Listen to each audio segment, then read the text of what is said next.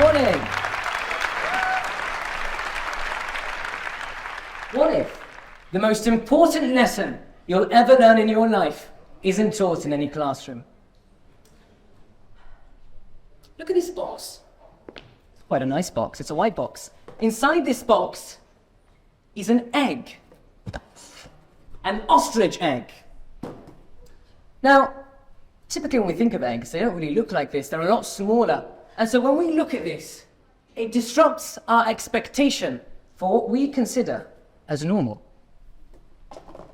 Everyone knows that knowledge is power, but self-learning is the key to knowledge. But what is self-learning? Self-learning is just a fancy way to say that you're not going to wait for life to teach you, but instead, you're going to take the responsibility to learn by yourself. And interestingly enough, some of the most influential people in history all use self-learning to their advantage, like Alexander Hamilton, George Washington, Henry Ford, or even Slimane al-Rajhi. This is me, Muhammad Alqefari, when I was 6 years old. Since then, over the years, I've done a couple of things. I've learned to speak 5 languages, I've written a book, I've founded an online self-learning language academy where hundreds of thousands of people have self-learned how to learn languages, and a few other things as well.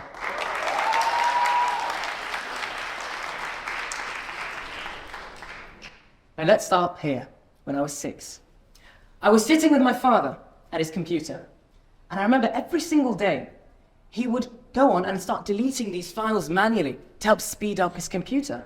And I always used to think to myself, there has to be a more efficient way to do this, a faster way. So I asked him, is there not a better way to do this?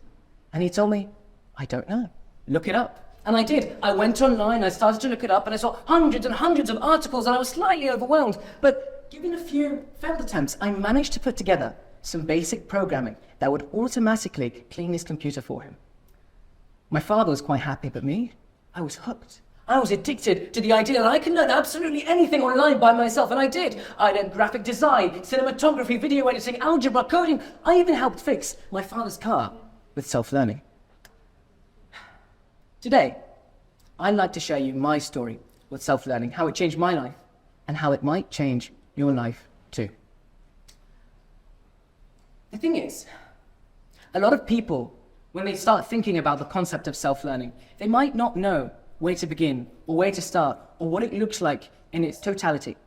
And so here, I'm going to give and present today what I like to call the self-learning ladder, where in 4 steps, anyone can self-learn anything effectively if they truly desire.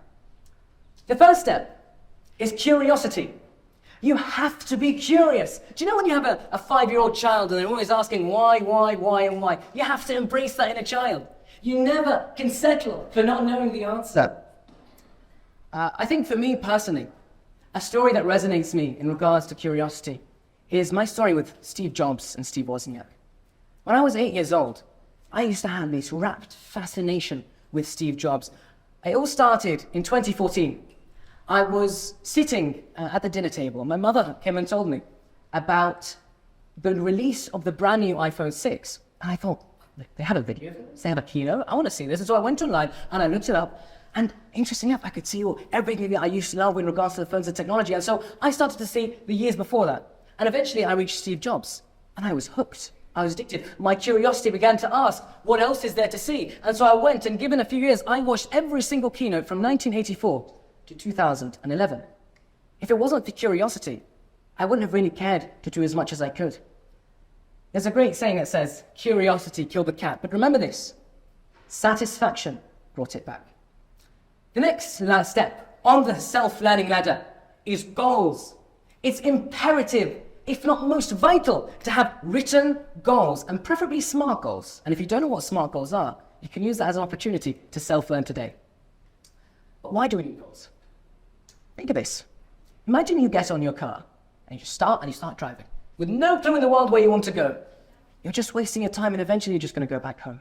When you don't know what you want to do, sometimes you're simply wasting your time. And so that's why it's imperative to have written goals. And as Brian Tracy said, goals which aren't written are simply dreams. Another important factor of having written goals is sometimes I hear this a lot as a misconception. People come to me and say, Muhammad, I always self-learn. I go on TikTok or YouTube and I say all these interesting facts.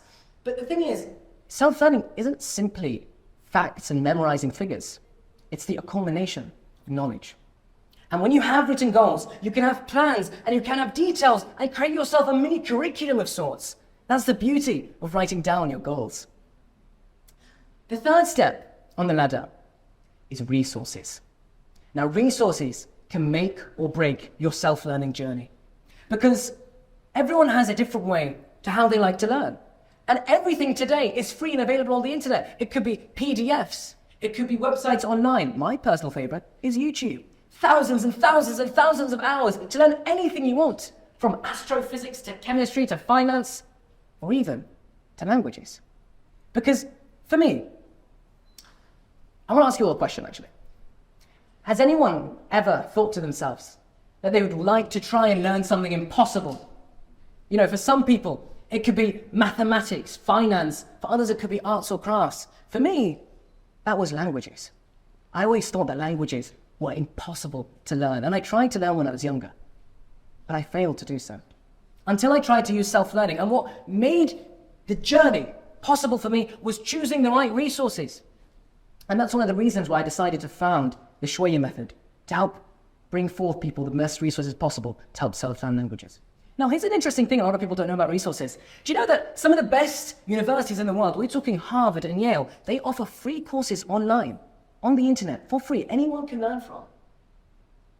And that's the beauty. Finding efficient and effective resources. And before I go to the fourth and final step on the ladder, I'd like everyone to pay very close attention, because this fourth step, it's where the majority of people trip and fall on their faces. And it's consistency.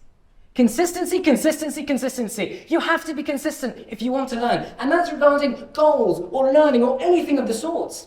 There's a saying I like to always say, and that's a little every day is better than everything today. Some people will begin the start of the year, it's 2024 guys, let's put our goals down. And then they're like, okay, every single day, I'm gonna study for 2 hours. I'm gonna learn all the things I never think I could. But then the second day comes, they barely really do anything. The third day comes, they're like, I'll do it after dinner. By day 4 or 5, they actually don't really do anything. In fact, fun fact, between 80 to 90% of the people that set New Year's resolutions don't end up succeeding. And in fact, within 2 months, they fail. So how can we be consistent? We'll go back to the saying, a little every day is better than everything today. If you focused on something just for 15 minutes a day, in a year, that would accumulate to almost 100 hours.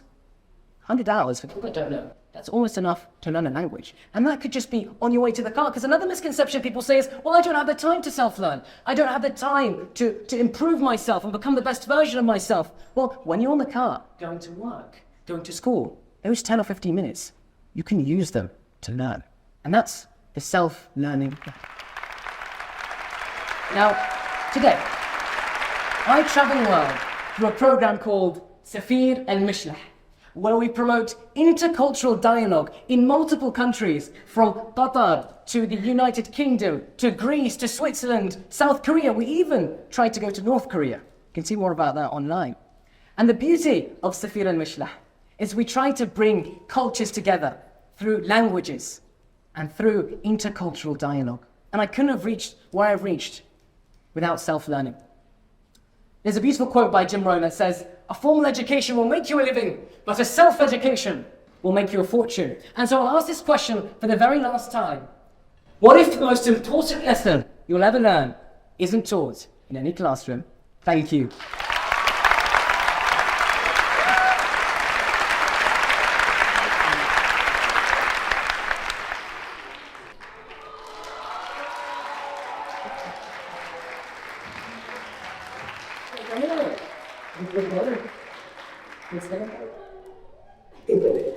شكرا.